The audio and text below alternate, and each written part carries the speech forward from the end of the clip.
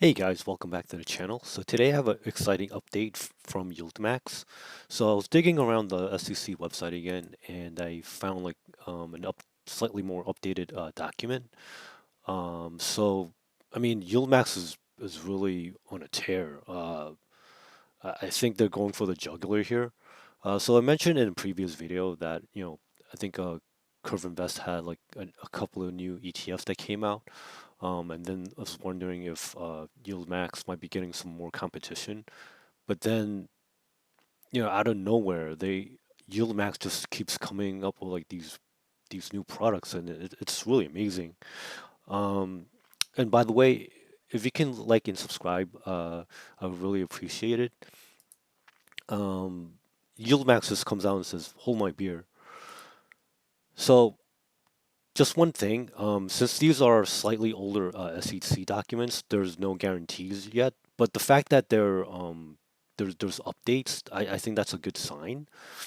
So let's get into it. So according to this updated document, so it's over here. It says October 9th. Now we're starting to see like the ticker symbols. So this is definitely a good sign because the AIYY already came out. So then all of these, I don't think there's any surprises here, because like they're basically just adding like Y to like the end of like the uh the stock ticker, or like they're modifying it so that it has like Y at the end. So like Roki, I guess like Snowy, Zoomy, Adobe, Nike, etc. Um, I guess the only funny one is like the BIYY and the BAYY. So the BIYY is the Biogen, and BAYY is I think it's Boeing.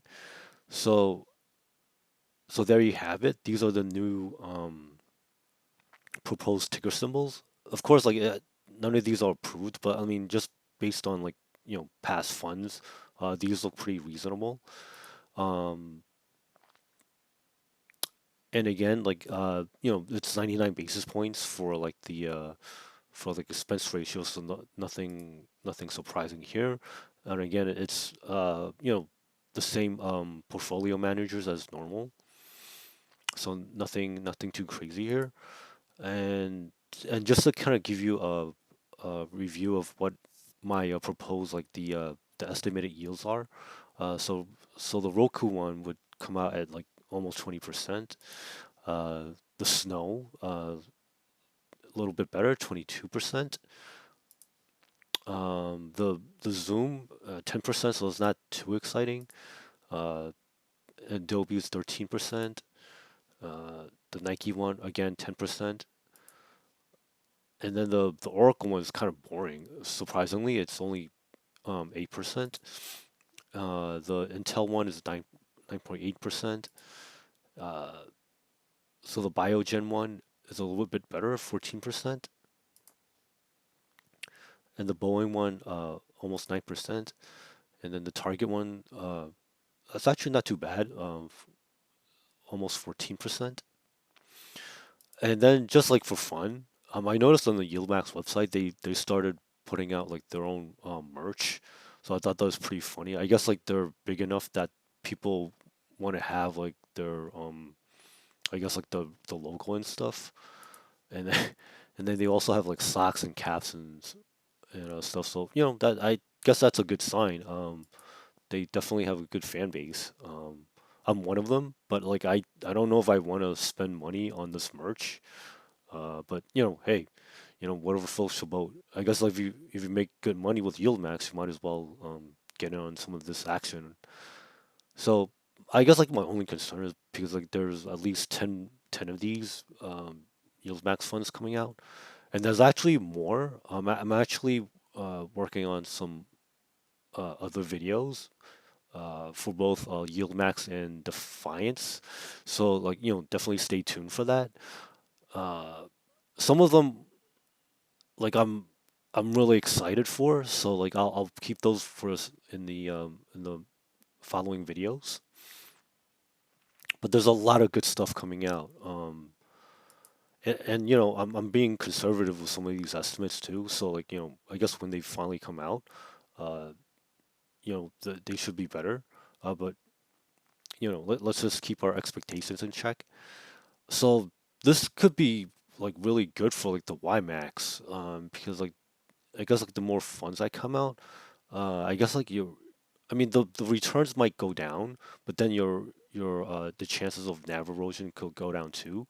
So I guess like if you can create like a sustainable super fund, that'd be great for some people. And then like I'm also hoping for I guess like when the crypto stuff like the Bitcoin and Ethereum ETFs come out, I'm expecting good things for like the space in general. And then like they might actually roll out zero DTEs for some of these funds as well. So then that would be really good for probably more Defiance rather than YieldMax. But I think they're managed by the same folks. So I mean it's good all around. And I'm really hoping for individual stock ETFs. I mean, individual stock zero DTE ETFs. That'd be great. And then I've been looking forward to like complex options ETFs as well. I mean, I guess like based on the performance of these guys, like this might help out. So like for example, you can have iron condors, strangles, calendars, etc. So there's a lot of good stuff coming out. And I'm hoping that these funds do well, so that I guess like they can't just like roll out funds like for no reason. Like there's still like a needs to be like a profit incentive for these guys. So I'm hoping these the funds that I mentioned before like do well. And I think some of them have like a lot of potential here. Like for example, I think Snow might be probably like the best one out of these.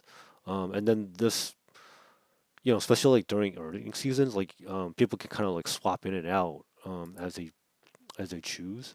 So this is definitely a good thing. There's more stuff in the pipeline, and like the SEC documents are getting updated, so that's definitely a good sign. And then lastly, going through like these documents, it's kind of a chore sometimes. So I really appreciate you guys if you can like and subscribe. I really appreciate all the new subscribers so far, and then definitely older subscribers are definitely welcome as well.